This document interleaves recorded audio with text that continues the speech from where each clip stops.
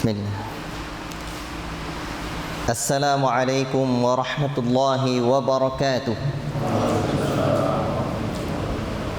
Innal hamdalillah nahmaduhu wa nasta'inuhu wa nastaghfiruh wa na'udzu billahi min shururi anfusina wa min sayyiati a'malina. Man yahdihillahu fala mudilla lahu wa man yudlil fala hadiya lahu. أشهد أن لا إله إلا الله وحده لا شريك له وأشهد أن محمدا عبده ورسوله يا أيها الذين آمنوا اتقوا الله حق تقاته ولا تموتن إلا وأنتم مسلمون يا أيها الناس اتقوا ربكم الذي خلقكم من نفس واحدة وخلق منها زوجها وبث منهما رجالا كثيرا ونساء واتقوا الله الذي تساءلون به والأرحام إن الله كان عليكم رقيبا يا أيها الذين آمنوا اتقوا الله وقولوا قولا سديدا يصلح لكم أعمالكم ويغفر لكم ذنوبكم ومن يطع الله ورسوله فقد فاز فوزا عظيما أما بعد فإن أصدق الحديث كتاب الله وخير الهدي هدي محمد صلى الله عليه وسلم وشر الأمور محدثاتها وكل محدثة بدعة وكل بدعة ضلالة وكل ضلالة في النار. أيها الإخوة بارك الله فيكم. Bapak-bapak yang saya muliakan, para pemuda, adik-adik sekalian yang saya sayangi, cintai karena Allah Subhanahu wa taala. Syukur kita kehadiran Allah Rabbuna Jalla fi'ula. Allah yang memberikan kita nikmat sehingga kita bisa hadir di halaqah ilmu. Kebutuhan kita terhadap ilmu lebih dari kebutuhan kita terhadap makan. Kalau makan hanya 3 kali sehari atau 5 kali sehari. Kalau makannya enggak makan nasi, makan kurma misalkan, atau makan buah-buahan dan yang lainnya. Tapi kalau nasi orang Indonesia cuma 3 kali. Tapi kebutuhan kita terhadap ilmu sebanyak seperti kebutuhan kita terhadap nafas, bahkan lebih. Setiap saat, setiap waktu. Sahabat-sahabatku yang kucintai karena Allah Tabarakar Rahman, itu sebabnya syaitan laknatullah alaihi senantiasa menghalangi manusia untuk menuntut ilmu. Pintu pertama, jalan pertama yang akan dihalangi syaitan oleh syaitan anak manusia ini adalah jalan ilmu. Ia senantiasa menggoda manusia agar jauh dari ilmu, karena kebodohan adalah kegelapan, kejahilan adalah kegelapan, dan ilmu adalah cahaya. Kalau kita sudah berada di tempat gelap, dengan mudahnya syaitan menggebuki kita. Sebab itulah ya ikhwan, kita harus menuntut ilmu, terus hadir di halaqah ilmu, terus duduk bersimpu bersama mengkaji kitabullah dan kandungan-kandungannya seperti yang dijelaskan oleh para ulama kita dalam kitab-kitab mereka. Barakallahu fiikum. Apalagi ilmu yang kita bahas dalam halaqah kita ini. Jazakallahu khairan, Pak. Kau boleh minum langsung, Pak. Jazakallahu khairan. Barakallahu fiikum. Apalagi ilmu yang kita akan bahas insyaallah tabaraka wa taala, mohon pertolongannya, adalah ilmu tauhid. Ilmu tauhid ya ikhwan adalah semulia-mulia ilmu. Dan ingat, ketika menyebutkan tentang tauhid ini, kewajiban seorang mukmin terhadap tauhid ini, Syekh Sulaiman Ar-Ruhaili dalam syarah kitab Tauhid menjelaskan, fa innal mu'mina yanbaghi lahu fit tauhid umur. Kata beliau hafizahullah taala, seorang yang beriman, seorang mukmin, dalam perkara tauhid ini sepantasnya atau kewajibannya ada beberapa perkara. Yang pertama, ayyuhibbahu wa ayyuhibba ahlahu. Yang pertama kata beliau, mencintai tauhid dan mencintai ahlut tauhid. Allahu akbar.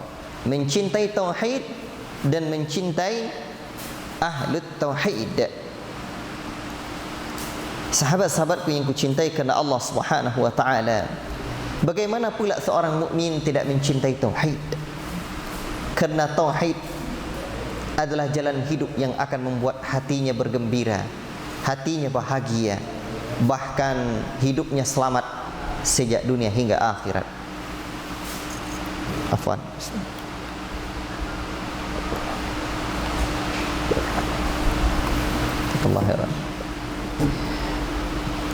Dan ahli tauhid adalah ahli surga, ahli sorga, ahli la ilaha illallah, ahli sorga, yang kelak akan bersamalah orang-orang beriman, berjumpa, bersua, bercerita, bercengkrama indah dalam sorga yang penuh dengan kenikmatan ini. Kewajiban seorang mukmin terhadap tauhid yang kedua adalah ayyata'allamahu, mempelajari tauhid ini. Ini penting sekali. Bukan hanya sekedar mencintai tauhid, tapi juga mempelajari tauhid. Ayyata'allama at-tauhida jumlatan wa tafsila. Kata Syekh Sulaiman hafizahullah taala, hendaklah dia mempelajari tauhid secara global dan rinci, dari semua sisi, seperti yang dijelaskan oleh Syekh Al-Albani rahimahullahu taala, agar kita tidak terkecoh, tidak tersesat di dalam kehidupan ini, dalam ilmu ini. Al-amru tsalits ay yuhaqqiq at-tauhida. Yang ketiga kata beliau hafizahullah taala adalah merealisasikan nilai-nilai tauhid ini. Tauhid ini kita praktekkan dalam kehidupan kita. Bukan hanya sekedar dicintai, bukan hanya sekedar diilmui, tetapi juga dipraktekkan dalam kehidupan nyata, dalam kehidupan sehari-hari. Tauhid bukan hanya dipraktekkan dalam salat, tetapi sepanjang hari, sepanjang hidup kita, siang dan malam, pagi dan petang. Itu sebabnya Nuh alaihi salam mendakwahkan tauhid ini lailan wa nahara, siang dan malam. Yang keempat, kewajiban kita terhadap tauhid, perkara yang penting kita perhatikan dalam tauhid adalah waspada dari mimma yanquduhu au yungkisuhu. Waspada dari perkara-perkara yang membatalkan tauhid dan yang mengurangi nilai-nilai tauhid. Sebab tauhid ini ada nawaqidnya, ada pembatal-pembatalnya, dan ada yang mengurangi nilai-nilai kesempurnaan tauhid ini. Maka sepantasnya seorang mukmin yang beriman dan mencintai Allah Rabbul Alamin waspada dari nawaqid dan nawaqisnya tauhid. Jadi tauhid itu ada dua yang harus kita waspadai, nawaqid dan nawaqis, pembatal-pembatal tauhid dan pengurang-pengurang nilai tauhid.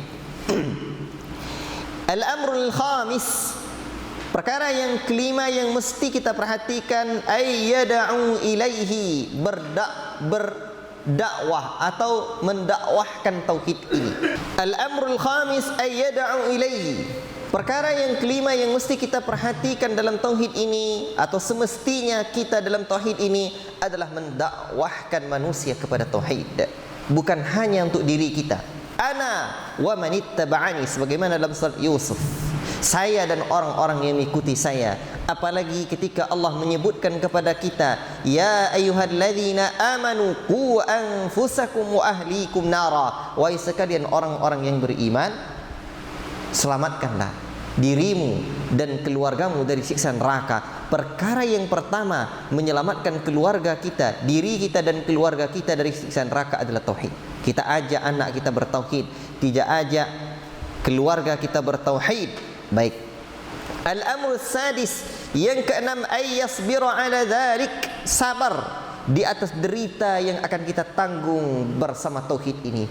Pasti akan ada deritanya, pasti akan ada ujian, ada rintangan, ada tantangannya dalam menjalankan tauhid ini, dalam mengamalkan tauhid ini, dalam mempraktekkan tauhid ini. Sahabat-sahabat yang kucintai kerana Allah Tabarakar Rahman, 6 hal ini, tapi saya tidak jelaskan secara detail. Kewajiban kita atau sepantasnya seorang mukmin memperhatikan perkara-perkara yang sepantasnya seorang mukmin memperhatikan dalam tauhid ini, insyaallah tabaraka wa taala. Baik. Sahabat-sahabat yang kucintai karena Allah, pada pekan yang lalu dengan izin Allah tabaraka rahman kita sudah membahas tentang Rabbun dan Ilahun atau makna kata Allah. Apa makna Rabbun? Makna Rabbun apa? Pencipta dan pengatur. Kalau Ilahun, al-ma'budu hubban wa ta'zima, yang dicintai atau yang diibadahi dengan penuh cinta dan pengagungan. Al-ma'budu, yang diibadahi dengan penuh cinta dan pengagungan. Makna Allah, apa makna Allah? Kemarin saya nukilkan ada dua. Satu saja sebutkan. Dzul uluhiyyati wal ubudiyah, zat yang berhak diibadahi, wal ubudiyah, zat yang berhak disembah dan diibadahi. Itu makna kata Allah. Barakallahu fikum. Baik, kita sebagaimana yang sudah kita maklumi bahwa yang akan kita pelajari adalah kitab Qawaidul Muthla. Qawaidul Muthla ini dia, ya, yang terjemahannya.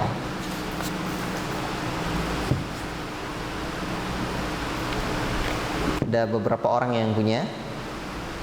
Nanti dicari buku ini, tak mahal nih, ya.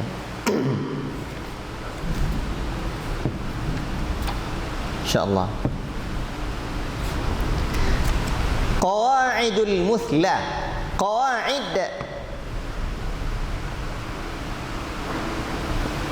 apa makna qawaid? Kaidah berasal dari kata qaidatun, kaidah. Dan kenapa kita mesti belajar kaidah? Karena penting sekali. Dengan memahami kaidah yang benar inilah kita mendapatkan kemudahan untuk memahami. Dan kaidah itu ada yang keliru, maka kita harus belajar kaidah yang benar. Dijelaskan oleh para ulama. Ketika kita membaca Al-Quran, membaca sunnah, hadis, kadang kita tidak mengerti. Maka disinilah pentingnya penjelasan para ulama. Dan para ulama untuk memudahkan umat, maka diberikanlah kaidah-kaidah. Dahulu di zaman para sahabat Nabi sallallahu alaihi wasallam, mereka mudah memahami Al-Quran. Karena Al-Quran itu mudah untuk dipahami. Apalagi oleh orang-orang yang hatinya seperti hati para sahabat, atau mewarisi hati para sahabat, di mana para sahabat adalah abarru hadhil ummati quluban, orang yang paling baik hatinya di kalangan umat ini, seperti perkataannya Ibnu Mas'ud radhiyallahu taala anhu. Mudah Al-Quran mereka pahami, bahasa mereka. Lalu datanglah syubhat setelahnya. Datanglah kerancuan yang diberikan oleh orang-orang dari pihak luar Islam, oleh orang-orang kafir yang ingin merusak agama ini. Maka disinilah pentingnya kaidah-kaidah yang dijelaskan oleh para ulama. Para ulama menjelaskan kepada kita kaidah-kaidahnya. Ini kaidahnya, ini, ya, dalil-dalilnya. Barakallahu fikum. Nah, itulah pentingnya memahami kaidah-kaidah ini, dan kita mudah dengan memahami kaidah-kaidah itu. Qawaidul Muthla. Muthla artinya penting. Muthla artinya penting. Berarti kaidah-kaidah penting di dalam memahami Qawaidul Muthla. Al-Qawaidul Muthla fi sifatillahi ta'ala. Kaidah-kaidah utama dalam memahami sifat-sifat Allah Ta'ala wa asma'ihil husna, dan nama-namanya yang indah. Dan nama-namanya yang indah. Siapa penulis kitab ini? Beliau bernama Syekh Muhammad bin Salih Al-Utsaimin rahimahullahu ta'ala. Dan sekarang untuk nama beliau ini jadikan nama pesantren oleh ustaz-ustaz kita di Bangkinang. Pesantren Muhammad bin Salih Al-Utsaimin rahimahullahu ta'ala. Baik. Para ulama kita banyak menjelaskan atau mensyarah kitab ini. Di antara kitab yang ada syarahnya dalam bahasa Arab adalah Fathul Aliyil A'la bi syarh Al-Qawaid Al-Muthla, bi syarh Al-Qawaid Al-Muthla fi Sifatillahi wa Asma'ihil Husna, karya Syekh Ubaid bin Abdullah bin Sulaiman Al-Jabiri. Dan ada juga syarah yang lain yang sudah ditafrid, yang sudah hasil dari muhadarahnya para masyayikh kita, kemudian di istilahnya saja, yang sudah dipindahkan ke tulisan, tafrid, transkrip. Nah, yang sudah ditranskrip, di antaranya Syekh Shalih As-Sindi, salah seorang ulama Ahlussunnah, dan sama saya ada filenya. Saya pernah juga ikut daurah dengan Syekh Shalih As-Sindi ini. Kemudian rekaman-rekaman para ulama banyak menjelaskan tentang kitab Qawaidul Muthla ini. Di antara yang saya dengarkan adalah rekaman Syekh Shalih As-Suhaimi, salah seorang guru besar akidah di Universitas Islam Madinah Al-Munawwarah, dan beliau juga ngisi muhadarah, durus, pelajaran di Masjid Nabawi. Hafizahumullah. Sahabat-sahabatku yang kucintai kerana Allah, biasakan kita sebagai seorang penuntut ilmu untuk memahami, mengetahui siapa penulis kitab yang sedang kita pelajari. Seperti kemarin dalam pembahasan kitab Tauhid, kita mempelajari, membaca sirahnya Syekh Muhammad bin Abdul Wahhab rahimahullahu ta'ala. Sahabat-sahabatku yang kucintai kerana Allah Subhanahu wa ta'ala, Syekh Muhammad bin Salih Al-Utsaimin, beliau kunyahnya adalah Abu Abdillah. Dan masalah kunyah dalam bahasa Arab itu ada 3.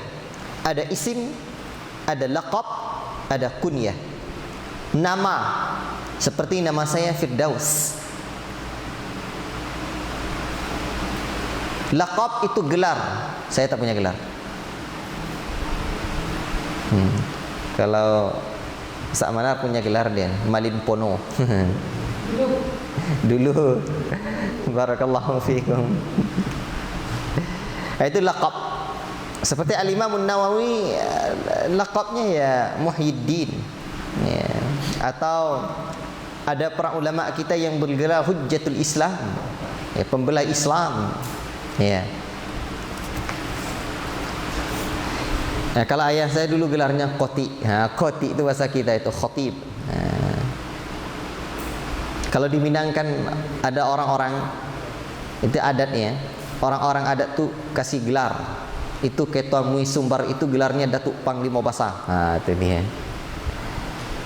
Jadi kalau daerah kita nih, ya dikasih gelar seperti itu ya boleh lah tuh. Yang pas lah dengan gelar yang baik juga. Baik. Kalau Umar bin Khattab gelarnya Al-Faruq, dia bisa membedakan antara yang hak dengan yang batil. Atau seperti Al-Imam Syafi'i gelarnya Nasirus Sunnah, penolong sunnah. Beliau bernama Muhammad. Kemudian kunyah lagi, laqab dah. Yang ketiga kunyah. Kunyah itu diawali dengan Abu dan Ummu. Abu Fulan, seperti saya Abu Muhammad atau Abul Fatih, ayahnya Al-Fatih. Jadi yang umpamanya Ustaz Jafran Abu Rumaisa atau siapa, tapi jangan abu-abu ya. Dan di Indonesia ini masih, ya sekarang sudah lumayan banyak orang yang mengenalnya. Tapi di daerah kita belum banyak orang yang tahu. Nanti antum pakai siapa namanya? Kalau ditanya nama jangan sebut gelarnya. Nama umpamanya dah jelas nama dikasih ayahnya, disembelikan kambing dulu 2 ekor oleh ayahnya, tak mau pula menyebut nama yang dikasih oleh ayahnya. Jangan segan. Ada jelek nama saya katanya. Enggak. Kalau dah disembelikan kambing sama ayah kita, bagus. Enggak ada yang menyelisih arti nama kita itu. Enggak ada yang keliru, dah itu saja. Enggak usah. Ya, pemain ditanya nanti Abu Fulanah atau Abu Aisyah misalkan. Yang ditanya nama, disebutnya kunyah. Kunyah itu apabila disebut orang kita dengan panggilan seperti itu, itulah tuh. Seperti orang kita dulu umpamanya tidak mau dia nyebut nama suaminya, disebutnya ada paman saya Sabar namanya, nenek saya itu tidak mau dia nyebut suaminya itu Ayah Sabar katanya. Itu kunyah lah tuh. Ayah Sabar pas itu kunyah, bahasa Arabnya Abu Sabr kata dia, Bapak Sabar. Jadi tidak mesti abu-abu pula ayah si fulan atau ayah nama anak dia umpamanya Ahmad, Ayah Ahmad. Dah kunyah itu. Baik. Beliau bernama Muhammad bin Saleh bin Muhammad bin Utsaimin Al-Wahibi At-Tamimi. Beliau lahir rahimahullahu taala di kota Unaiza, salah satu kota di Qasim, pada tahun 1347 Hijriyah, di bulan Ramadan yang diberkahi. Beliau tumbuh dalam keluarga yang terkenal dengan agama dan keistiqomahannya. Allahu Akbar. Begitulah Pak. Sebab itulah Nabi sallallahu alaihi wasallam menyebutkan untuk memilih keluarga itu fadhfar bidzatid din taribat yadak. Wanita itu dinikahi kadang karena kecantikannya, kadang karena keturunannya, kadang karena hartanya, tetapi pilihlah yang karena agamanya, engkau akan beruntung. Syekh Muhammad bin Saleh Al-Utsaimin rahimahullah ta'ala hidup di tengah keluarga yang terkenal elok agamanya, istiqamah agamanya. Itu sebab Nabi sallallahu alaihi wasallam menyebutkan, idza ja'aka man tardawna dinahu wa khuluquhu fazawwijuhu. Apabila datang kepadamu orang-orang yang melamar anakmu elok agamanya, baik akhlaknya, camkan 2 syaratnya. Baik agamanya, elok akhlaknya. Fazawwiju, nikahkan. Fa in lam takun fitnatun fil ardi wa fasadun 'arid. Kalau enggak, akan terjadi fitnah di muka bumi dan kerusakan yang dahsyat. Baik. Syekh rahimahullahu taala menuntut ilmu berawal menuntut ilmu bersama kakeknya Syekh Abdul Rahman bin Sulaiman Al-Damit rahimahullah ta'ala. Beliau membaca Al-Quran, menghafal Al-Quran di kala kecilnya. Kemudian beliau fokus menuntut ilmu. Beliau memulai dengan mempelajari khat dan juga ilmu hisab, ilmu berhitung, dan ilmu adab. Jadi ilmu berhitung tu Pak juga perlu dipelajari waktu kecil. Demikian pun juga dengan ilmu tulis menulis. Ilmu tulis menulis, ilmu berhitung, dan ilmu adab. Ya, ilmu bahasa juga. Barakallahu fiikum. Syekh rahimahullah taala adalah seorang yang diberikan Allah Subhanahu wa taala kecerdasan dan semangat yang tinggi dalam menuntut ilmu. Ia senantiasa mengurumuni ulama-ulama besar, duduk bersimpu di hadapan mereka sejak kecilnya. Maka anak-anak kita sejak kecilnya biasakan dia duduk bersimpu di hadapan para ulama. Dan beliau sejak kecilnya belajar kepada Syekh Al-Allama Al-Faqih Abdul Rahman bin Nasir As-Sa'di rahimahullah ta'ala, di mana Syekh As-Sa'di memerintahkan 2 orang untuk mengajari anak-anak kecil. Ya, Syekh Ali As-Salihi dan Syekh Muhammad bin Abdul Aziz Al-Mutawwa. Maka bersama Syekh, 2 orang Syekh inilah Syekh Ibn Utsaimin kecil ketika itu membaca kitab Muhtasar Al-Aqidah Al-Wasithiyah. Demikian juga Minhajus Salikin fil Fiqh karya Syekh As-Sa'di rahimahullah ta'ala. Demikian juga kitab Al-Jurumiyah, Alfiyah dalam ilmu nahwu dan saraf. Syekh senantiasa bermulazamah dengan Syekh Abdul Rahman Nasir As-Sa'di rahimahullahu tabaraka wa ta'ala. Baik, faedah apa yang kita dapati? Bapak-bapak yang saya cintai, anak kita dalam belajar yang paling penting itu bukan di mana dia bersekolah. Ini camkan ini. Anak kita yang paling penting bukan di mana dia bersekolah, tapi yang paling penting kepada siapa dia berguru. Camkan ucapan ini. Sebab yang disebutkan oleh Nabi bukan sekolah menuntut ilmu, maka kepada siapa dia menuntut ilmu? Siapa yang akan membimbingnya? Diletakkan di satu sekolah, tapi siapa yang akan membimbingnya? Dan metode belajar yang paling baik adalah dengan mulazamah. Mulazamah itu musahabah, menyertai guru. Ada guru yang membimbingnya zahiran wa batina, membimbingnya zahir dan batin, yang bertanggung jawab. Ya, di mana Rasulullah SAW posisi beliau kepada di hadapan para sahabat, posisi beliau di sisi para sahabat, ana lakum bimanzilatil walid u'allimukum. Posisi saya terhadap kalian, bagi kalian adalah seperti orang tua yang akan mengajarkan kalian semua perkara. Tengok orang tua, ada anak-anak dia diajarkan hanya di waktu kecil saja. Oh, tak begitu. Sejak kecil sampai remaja, sampai dewasa, sampai tua, diajarkan, diajari. Begitulah hendaknya seorang guru terhadap muridnya. Kecil, sudah dewasa, sudah tua, diajar lagi.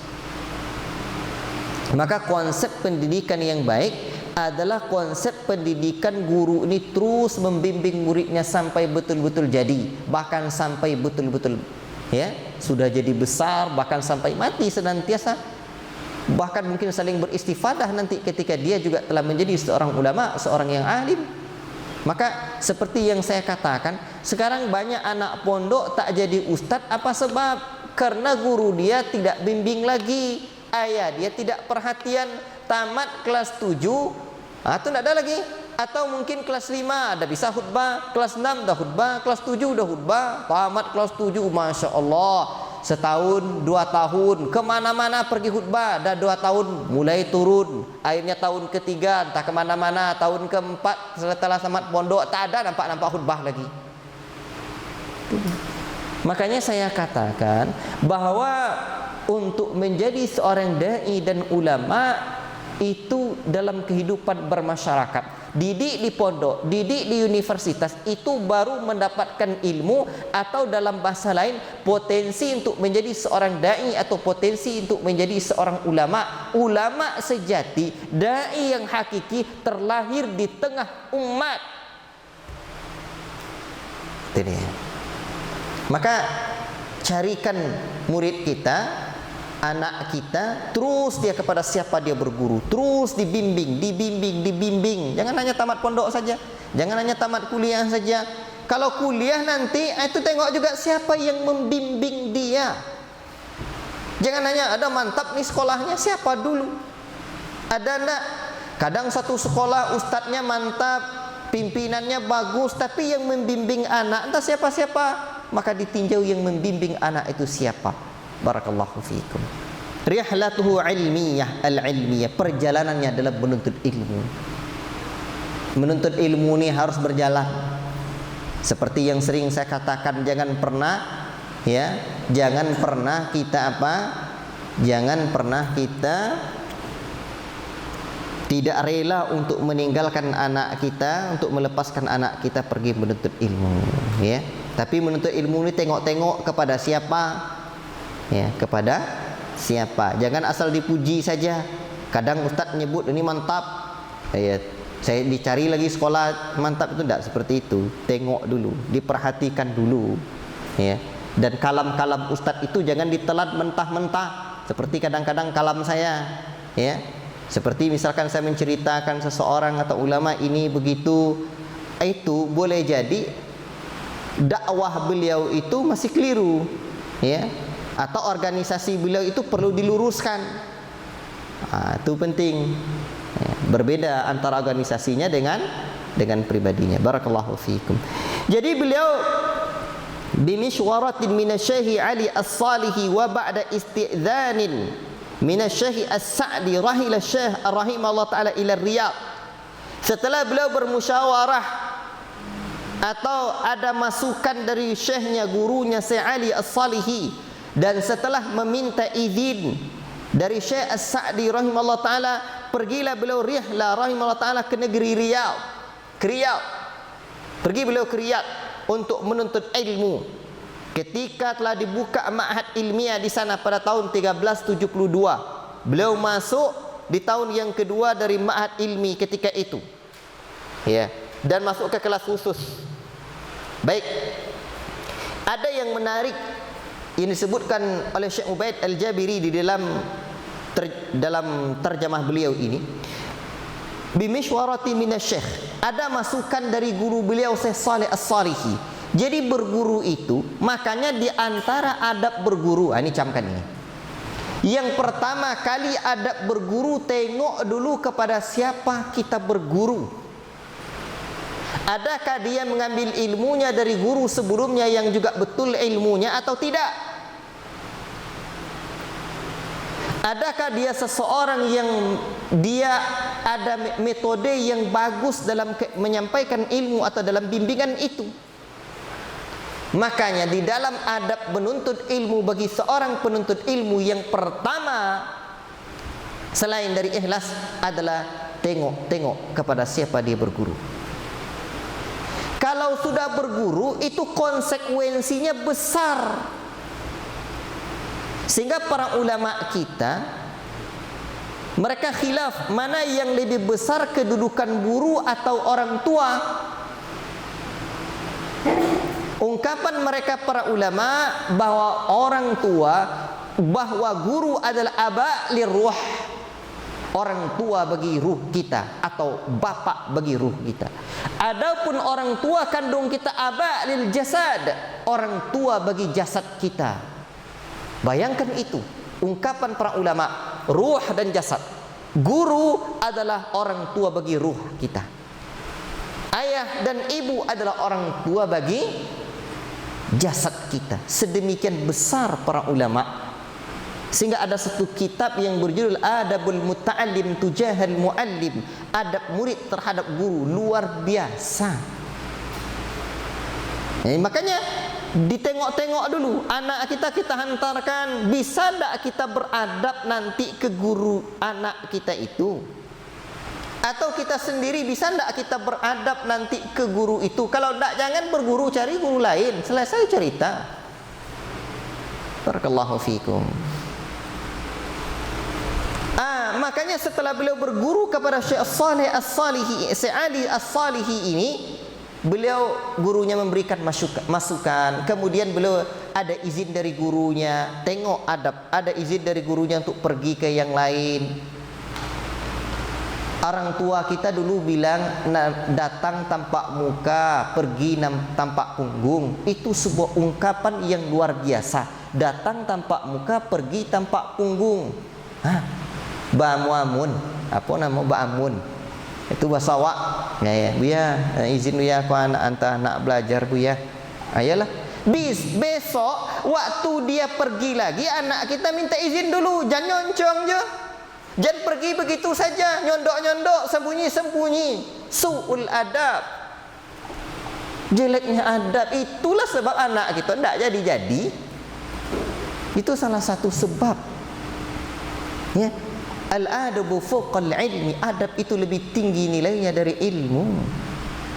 Kita dalam menuntut ilmu ni kadang banyak dapat ilmu dari buku dan pencarian kita sendiri lagi. Tetapi apa pentingnya kita berguru? Disitulah kita mengambil keberkahan dengan izin Allah, dan disitulah kita ada senantiasa orang yang menasihati kita. Maka keredoan hati seorang guru itu terhadap anak kita, terhadap diri kita sangat penting sekali. Barakallahu fikum. Ini dia. Baru pergi yang lain. Jangan dipertentangkan nanti guru ni. Sampai ada yang nyebut anak dia belajar di sana, tapi apapun kesalahan guru dia tu disebutnya ke ayahnya. Ayah dia pun begitu pula. La ilaha illallah. Ini tidak boleh. seperti ini, dan ini penting diperhatikan. Jangan sampai nanti selesai belajar tidak tahu, minta tengok ini, kalau dari sini tengok Ustadz, Buya, Pak Kiai, kemana anak saya lagi pergi belajar, tanya dulu kepada siapa kira-kira anak saya belajar, atau saya belajar lagi, boleh tidak saya belajar ini, atau boleh tidak anak saya belajar ini, tanya dulu. Kalau tidak ridho dia, guru kita tengok bimbingannya. Makanya mencari guru itu tengok dua syarat mencari guru. Satu, dia dapat ilmunya dari mana, ada tidak ilmunya itu bersambung benar. Yang kedua, ada tidak metodenya bagus dalam mengajarkan. Kalau udah oke, dah berguru. Baik, ini sangat penting sekali zaman ini. Biar nak jadi orang anak wak, itu sangat penting sekali. Baik. Kemudian Syekh rahimahullah ta'ala thumma iltahaqa bi kulliyati syariah muntasiba. Beliau juga belajar kuliah ilmu syariah seperti kuliah jarak jauh, atau seperti kita kuliah UT ya. Wa takharraja fi, dan luluslah beliau di sana.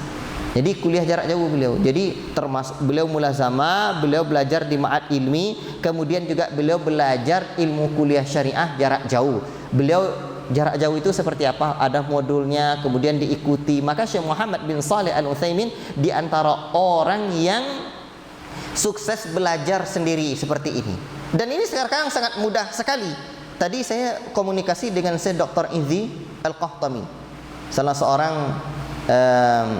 doktor alumni Universitas Islam Madinah. Tadi sore tadi, hampir dah jam 6 baru saya selesai. Ya, beliau insyaallah akan ngajar di program pondok kita insyaallah taala. Ini beliau jurusan fikih dari Universitas Islam Madinah, tapi beliau dari Yaman. Dan kemarin rencana beliau ngajar salah satu usul dan yang lainnya insyaallah taala. Nanti kan mudah. Atau mau dapatkan ijazah. Jadi nanti ngajak anak kita dididik itu zaman sekarang ini Pak, bukan zaman trennya ijazah. Biar saya bilang dulu. Tren setiap zaman itu ada. Dulu trennya adalah tren ilmu baga. Asal baga maju, asal baga jadi. Tahan gayung, tahan santet. Mantap tuh ilmu baga.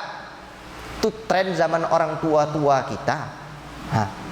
Uriknya kawe. Boleh? Macam-macam.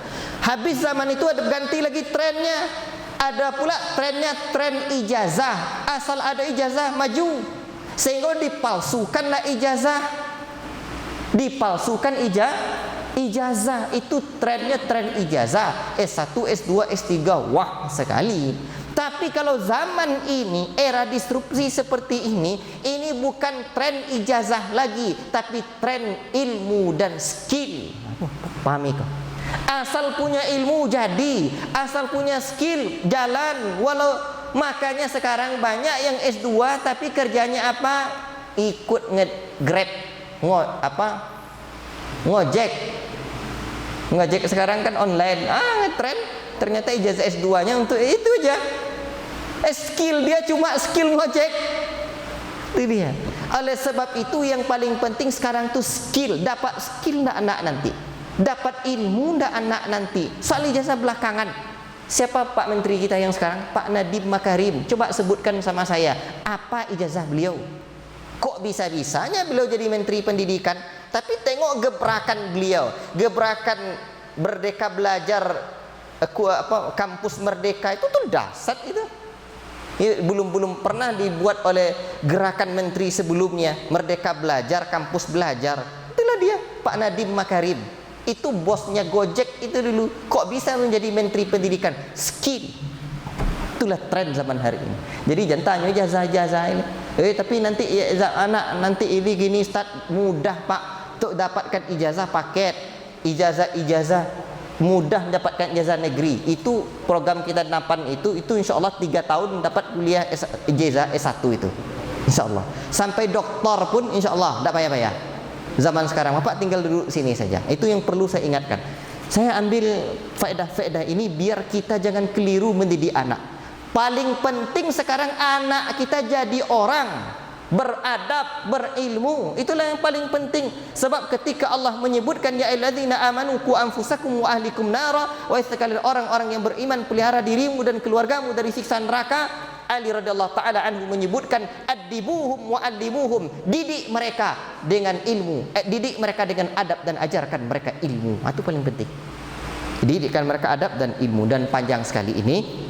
Kemudian Syekh Sa'di wafat. Beliau pun jadi imam menggantikan gurunya. Allahu Akbar. Di Masjid Jami' Kabir Al-Unaizah itu. Dan banyak sekali faedah-faedah dari Syekh Muhammad bin Shalih Al-Utsaimin rahimahullahu taala ini.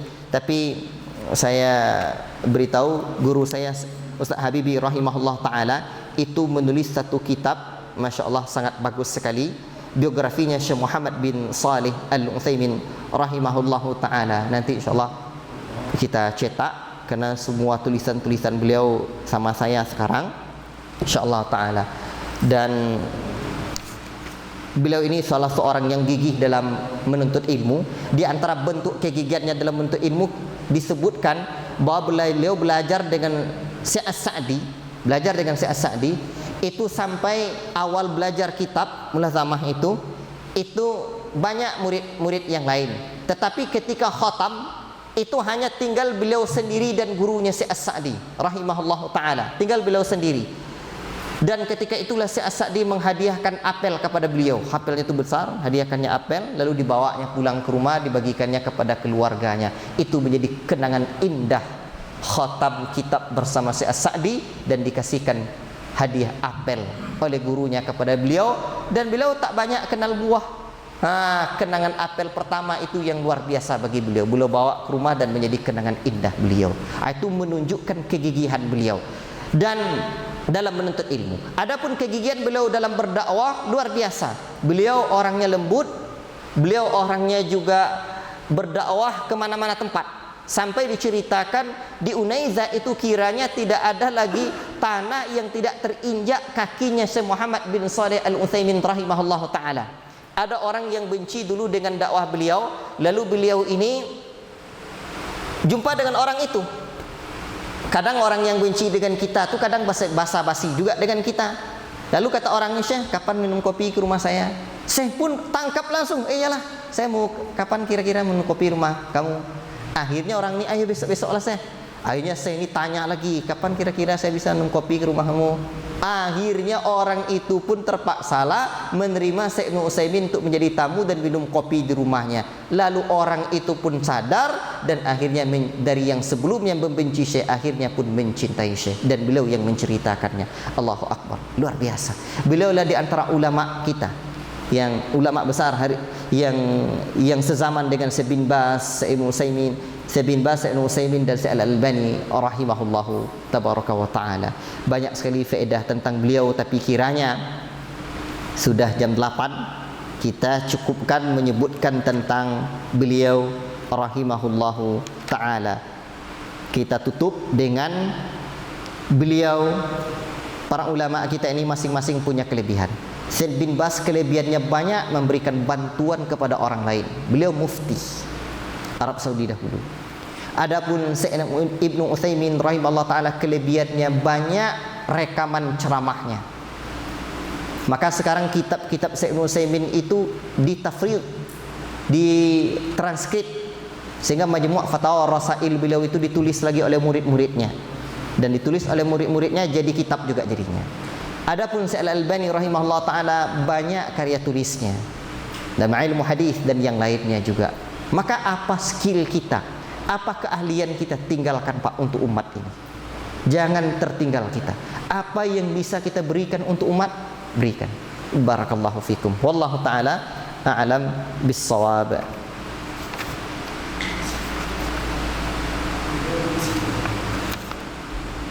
Ya. Tadi saya mau menyampaikan biografi beliau, tapi kayaknya tidak usah. Ya. InsyaAllah kapan-kapan saja.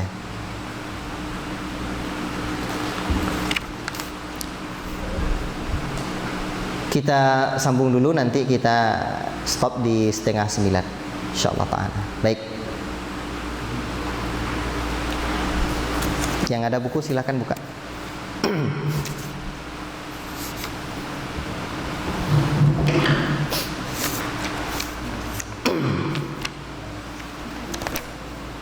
Dan kitab ini diberikan pengantar oleh Syekh bin Baz rahimahullahu taala.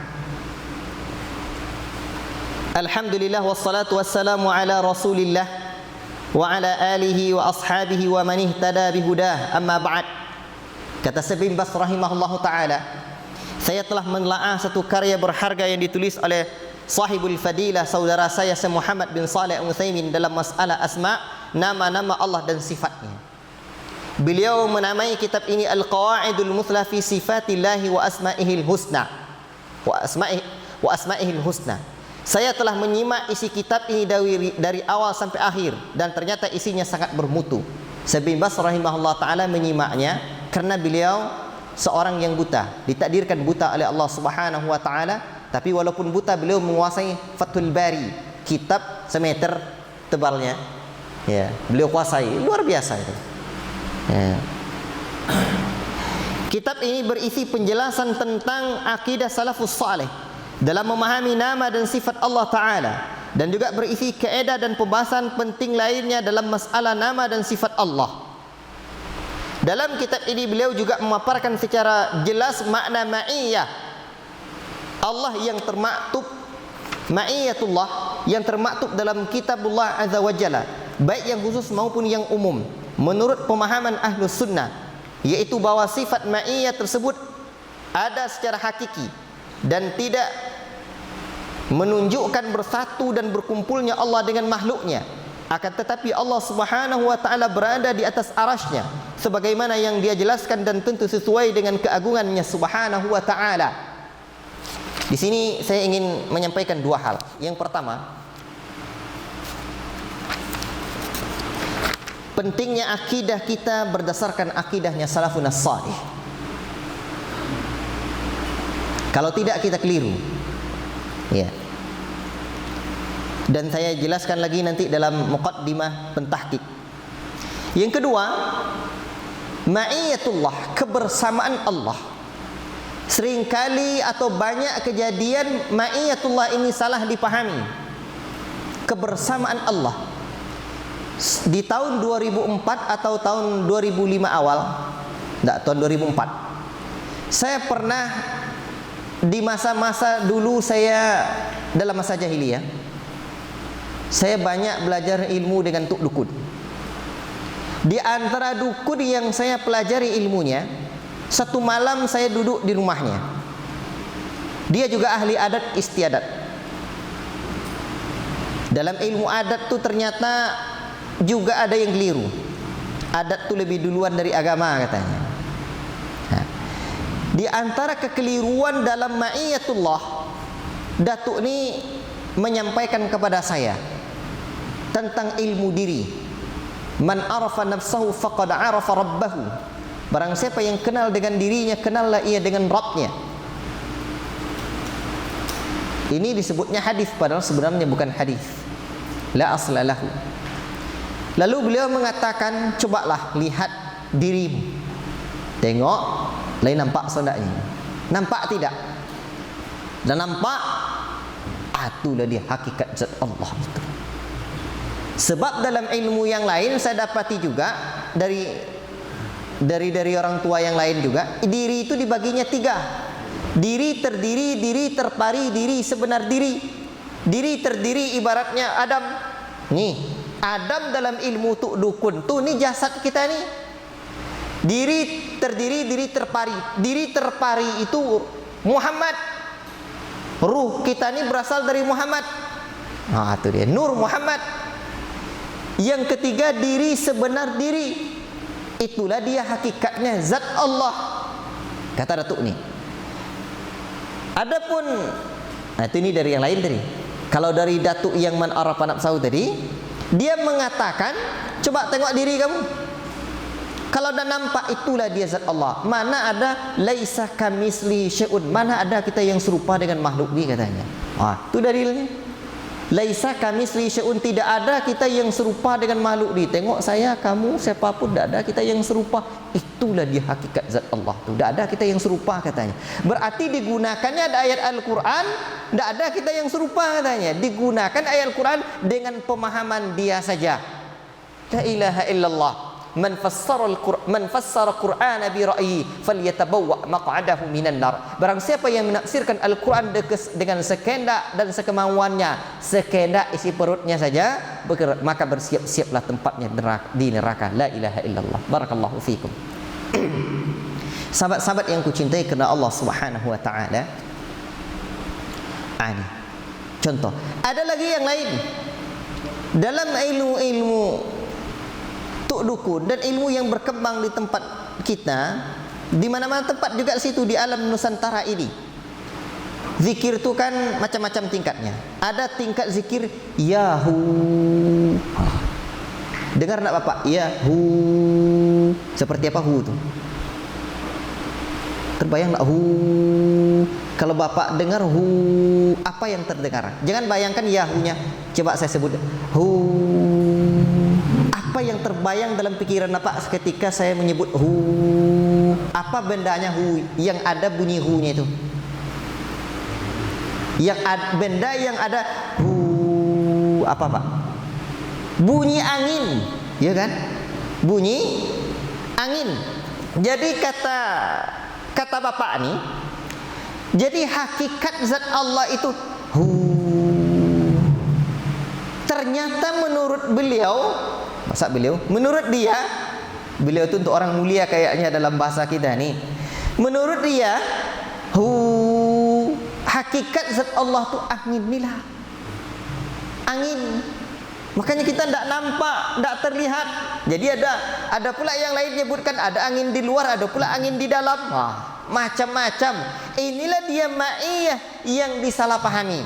Kebersamaan Allah yang seringkali dipahami wa huwa ma'akum aina ma kuntum. Ia Allah bersama kamu. Ia Allah bersama kamu. Kebersamaan Allah dengan makhluknya dipahami dengan kebersamaan zatnya, sehingga pun datang ungkapan nanti jauh tak berganggang, dekat tak bersentuhan, jauh tak berjarak, dekat tak bersentuhan. Gimana cara memahaminya? Itulah kalau sudah seperti itu. La ilaha illallah. Nanti dibuat lagi. Sampai dulu ayah saya bercerita ketika khalwat di suluknya, itu ada seorang bapak yang dia periksa zikir kepada gurunya. Ini dalam zikir suluk itu Pak diperiksa oleh guru zikirnya. Rasa poso diangnya, ini aso-aso. Lalu kata dia, kan sudah dekat-dekat dengan Allah, dekat dengan Allah, saking dekatnya akhirnya berjumpa saja Allah Ta'ala takutnya. Berjumpa tu belaga Pak. Tu saking dahsyatnya. Luar biasa ini kekeliruannya. Sehingga ada ungkapan seperti air dalam luka, entah mana air, entah mana luka, lah bercampur. Atau seperti ungkapan seperti besi dalam api, entah mana yang besi, entah mana yang api. Awalnya nampak besi, tapi begitu dipanaskan, entah mana yang api, entah mana yang besi. Seperti api dalam sekam, entah mana api, entah mana sekam. Sekam itu apa? Padi. Begitu dibakarkan tak nampaknya leha. Entah mana yang api, entah mana yang sokam. La samuil la merah. Entah mana yang hamba, entah mana yang Allah. Ini dia. Atau mungkin dalam kajian yang lainnya disebutkan siapa yang menyembah, siapa apa isi sombah, siapa yang disembah. Akhirnya hakikat dari hakikat kajian ini, tak ada yang menyembah, tak ada isi sembah, tak ada yang disembah lagi, tak ada yang lain lagi, sehingga la ilaha illallah bermakna la maujuda illallah, tidak ada yang wujud ini kecuali Allah. Inilah pemahaman al-ittihad wal hulul kata para ulama. Pemahaman bersatunya Allah dengan makhluk dan bersatunya makhluk dengan Allah. Ini pemahaman bukan datang dari Nabi dan bukan diajarkan oleh para sahabat Nabi sallallahu alaihi wasallam. La ilaha illallah. Oleh sebab itu ini penting kita memahami akidah itu sebagaimana diajarkan oleh Nabi kepada para sahabatnya. Seperti perkataan Al-Imam Syafi'i, kita beriman dengan Allah dan ucapan Allah sebagaimana maksudnya Allah. Oleh sebab itu kaedah di dalam mengikuti sunnah, di dalam akidah itu an-na'taqidah kita meyakini apa yang diyakini oleh Nabi sebagaimana Nabi meyakini. Jadi bukan seperti suka-sukanya kita. Makanya sumber kesesatan itu ada dua. Pertama, berdalil dengan yang bukan dalil. Kedua, salah di dalam memahami dalil. Oleh sebab itu, ketika kita bermunazarah atau bermujadalah dengan yang orang-orang yang seperti ini, kadang-kadang susah. Dibawa akan dalil, dia tak terima dalil. Makanya sebenarnya kalau ada orang kita nak debat bermunazarah dengan orang yang seperti ini, kadang-kadang perlu dihindari saja. Kenapa dihindari? Dia sumber ilmu bagi dia itu bukan hanya Quran Sunnah saja. Kita sumber ilmu itu Quran dan Sunnah di atas pemahaman salaful ummah. Dia sumber ilmunya termasuk mimpi. Dia sumber ilmunya termasuk rasa-rasa. Itulah sebabnya tidak nyambung. Sumber ilmu itu tidak sama. Maka yang perlu didudukkan adalah sumber ilmu itu apa. Kalau sumber ilmunya termasuk mimpi, itu dah bahaya. Maka saya katakan sumber, sebagaimana dikatakan oleh para ulama, bahwa sumber kesesatan itu ada dua. Yang pertama berdalil dengan yang bukan dalil. Dua, salah di dalam memahami dalil. Dalil Al-Quran dan Sunnah di atas pemahaman salaful ummah. Kemudian yang bukan dalil apa? Mimpi, akal yang tidak dibimbing di atas wahyu, perasaan, pendapat orang banyak, eksperimen, kasyaf, keramat, guru dan tancatua ni. Tahan bacok, jangankan tahan bacok, tahan petir pun tak bisa kita terima kalau menyelisih Quran dan Sunnah. Tan potui, tembak ada potui tak tolaknya dah. Ditembak petir dia tak mempan. Walaupun seperti itu, tapi menyelisih Quran dan Sunnah. Sebagaimana Al-Imam Syafi'i ketika diceritakan tentang Imam Al-Laits kepada beliau, bahwa menurut Al-Laits, kalau ada sahibul hawa, orang yang mengikuti hawa nafsunya dalam cara beragama, sekalipun dia bisa berjalan di atas air, saya tak terima, kata Al-Laits. Saya ingat saya demikian. Lalu kata Imam Syafi'i, kurang itu. Kata beliau, sekalipun yatiru alal hawa, dia bisa terbang di atas udara, saya tidak bisa menerimanya. Tak bisa kita terima. Sebab kita berpegang di atas dalil. Kita berpegang di atas dalil. Agama kita ini agama dalil. Dan yang kedua, sebab kekeliruan dan penyimpangan dalam beragama, salah di dalam memahami dalil. Itu sebabnya penting ada kaedah-kaedah. Salah di dalam memahami dalil, tidak kembali kepada pemahaman para sahabat Nabi sallallahu alaihi wasallam, termasuk di dalam memahami ma'iyatullah, memahami nama-nama Allah. Baik. Lalu Syekh melanjutkan, ma'iyah di sini artinya Allah mengetahui, Allah mengawasi dan memperhatikan aktivitas makhluknya serta mendengar pembicaraan mereka. Ma'iyah juga berarti Allah melihat isi hati mereka, menjaga, melindungi, menolong serta memberi taufik kepada mereka, kepada Rasul dan kepada kekasihnya yang mukmin. Termasuk dalam pengertian ma'iyah ialah sifat yang dimiliki oleh Allah Subhanahu wa taala yang lain, baik yang khusus maupun yang umum, yang bisa dimasukkan ke dalamnya. Kitab ini juga berisi bantahan terhadap ahli ta'til, tashbih, tamthil, ahli uhlul dan ittihad. Semoga Allah membalas usahanya dengan kebaikan, melipat gandakan pahala untuknya serta menambah ilmu, petunjuk dan taufik kepadanya, dan semoga kitab ini memberi manfaat kepada para pembaca dan seluruh kaum muslimin. Sungguhnya Allah lah yang berhak berkuasa atas semua ini. Wassallallahu wasallam ala nabiyina Muhammad wa ala alihi wa sahbihi. Disampaikan oleh Al-Fakir ilallah Abdul Aziz bin Abdullah bin Bas, tahun 1404 Hijriah. Di sini Syekh sudah memberikan tentang sedikit makna ma'iyah. Kebersamaan Allah itu, Allah mengetahui kita, Allah mengawasi kita, Allah memperhatikan aktivitas makhluknya, bukan zatnya yang bersama dengan makhluknya.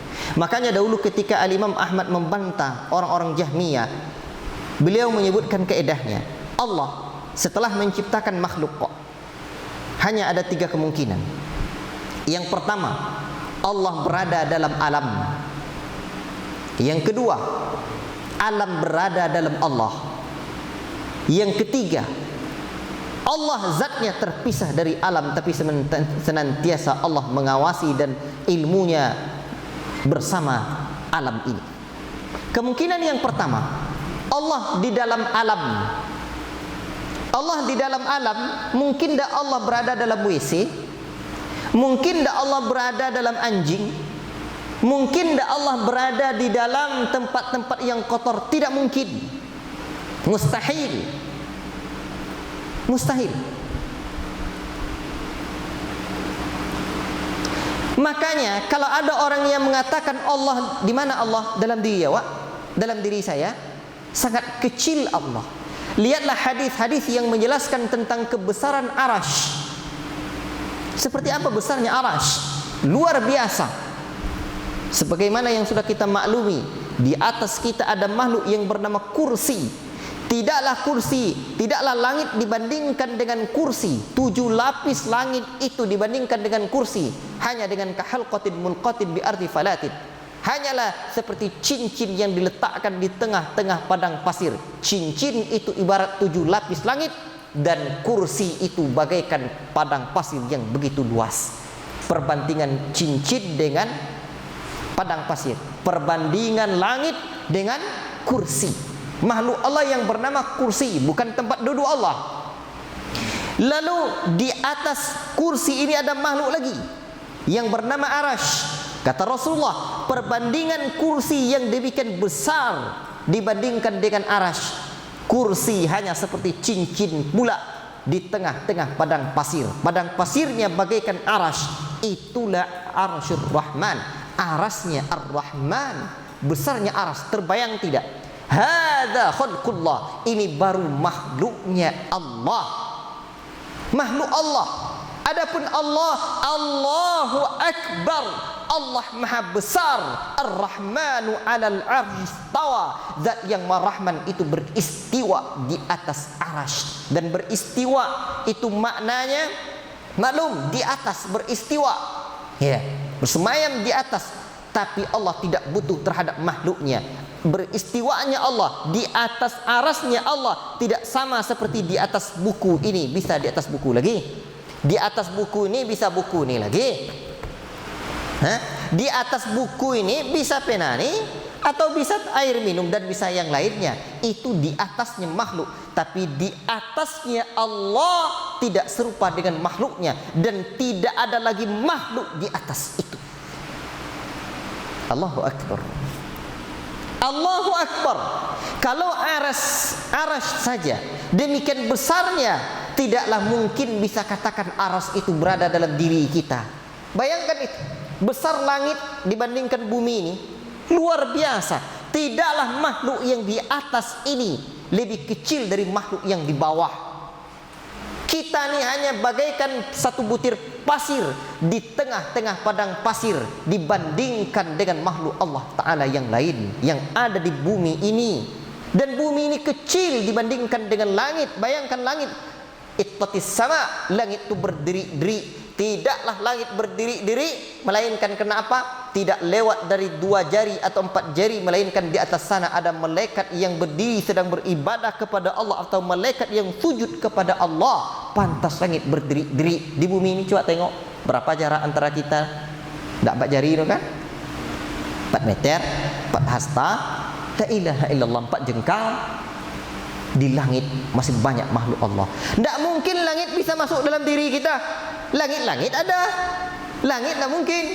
Kalaulah makhluk Allah saja tidak mungkin berada di bumi ini, tidak mungkin berada dalam diri kita, apalagi Allah.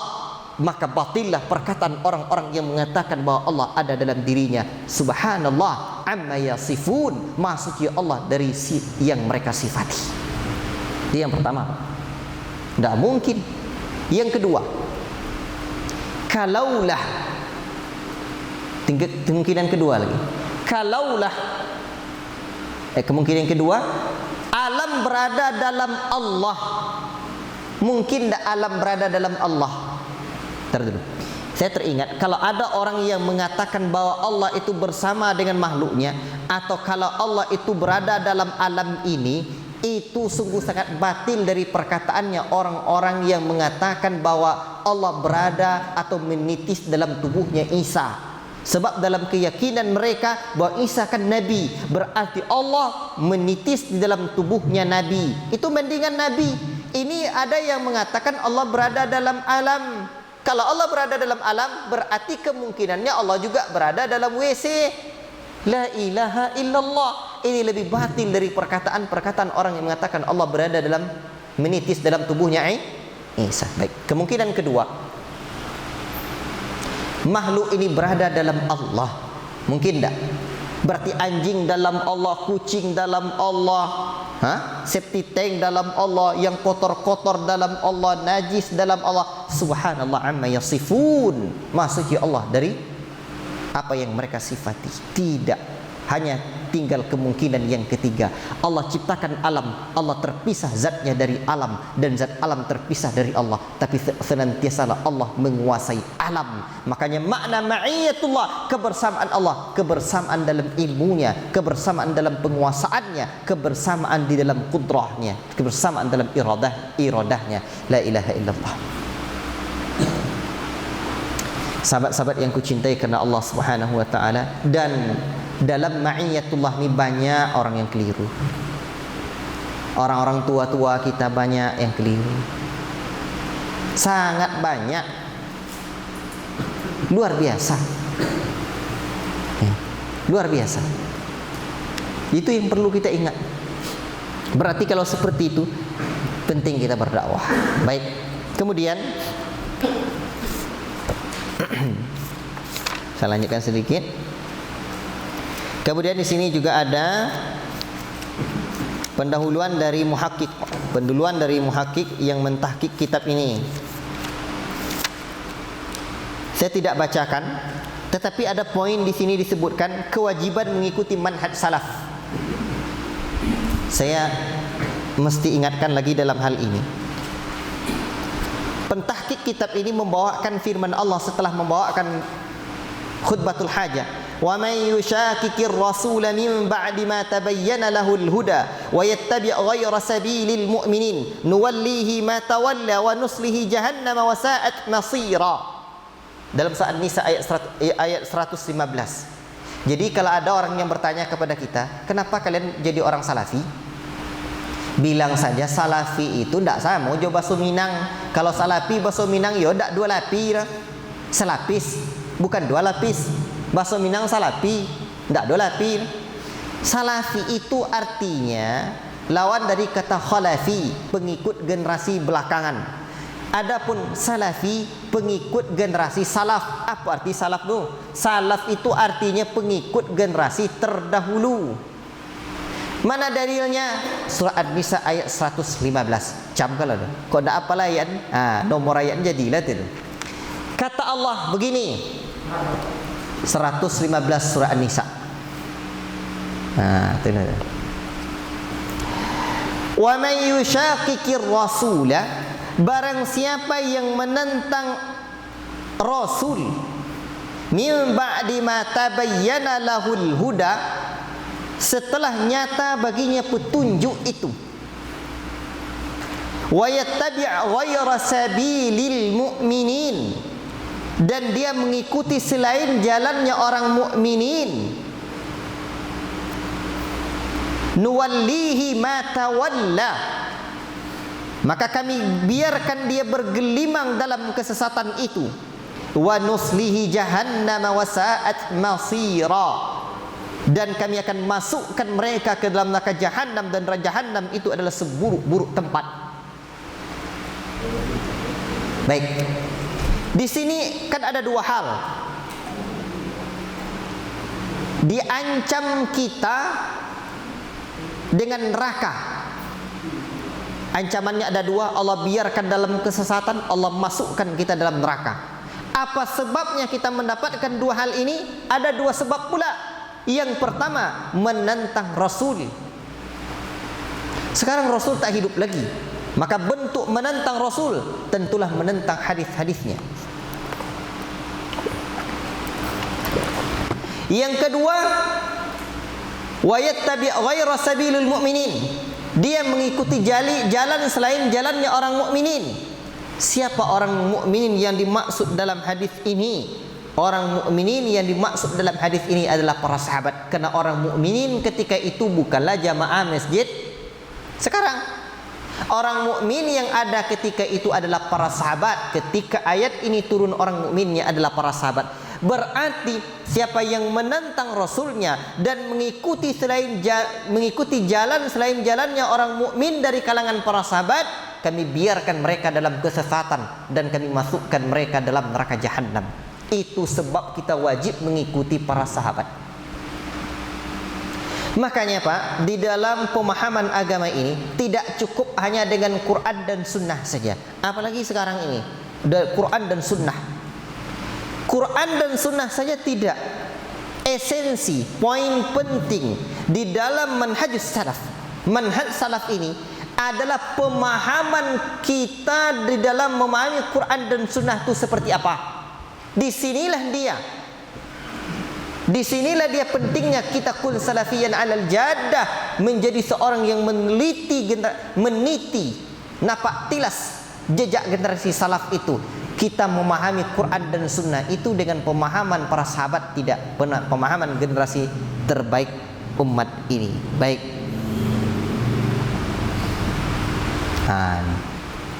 Apa dalilnya? Dah jelas ya. Karena keterbatasan waktu, saya cukupkan sampai penjelasannya sampai di sini nanti. Di mana salaf itu generasi terdahulu. Saya sering menyebutkan di mana Rasulullah SAW mengatakan khairun nasi qarni, thumma alladhina yalunahum, thumma alladhina yalunahum. Sebaik manusia itu generasiku. Kemudian satu generasi lagi setelahnya.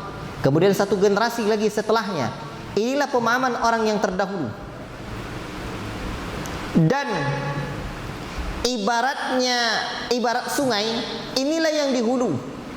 Kalau air Pak mau cari, kita tentulah cari yang jernih. Sampai air minum tentu cari kita yang jernih. Kalau yang di mana yang jernihnya air itu, jangan di muaranya, tapi cari yang di hulunya. Kalau di muaranya sudah keruh, banyak sampah-sampahnya. Di muara itu udah banyak sampahnya. Tapi yang mana yang jernih?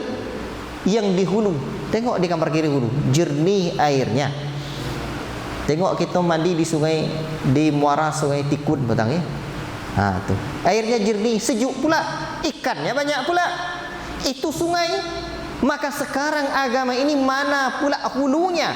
Hulunya agama ini adalah para sahabat Nabi sallallahu alaihi wasallam yang ilmu mereka senantiasa diwarisi sampai sekarang. Maka disinilah yang pemahamannya jernih, bersih. Wallahu taala a'lam bissawab. Kita baru muqaddimah saja, belum muqaddimah pengantar dari Syekh bin Baz dan sedikit faedah dari pentakiknya, belum masuk ke muqaddimah Syekh Muhammad bin Shalih Al-Utsaimin. Dan mohon maaf saya tidak menjurus atau fokus ke penjelasan kepada asma wa sifat saja ya.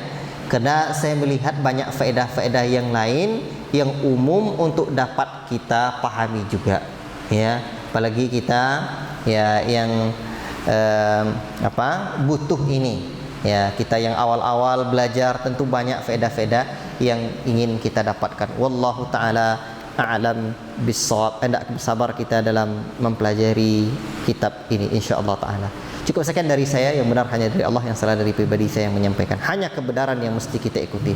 Wassallallahu wasallam ala nabiyyina Muhammad wa ala alihi wa sahbihi ajmain.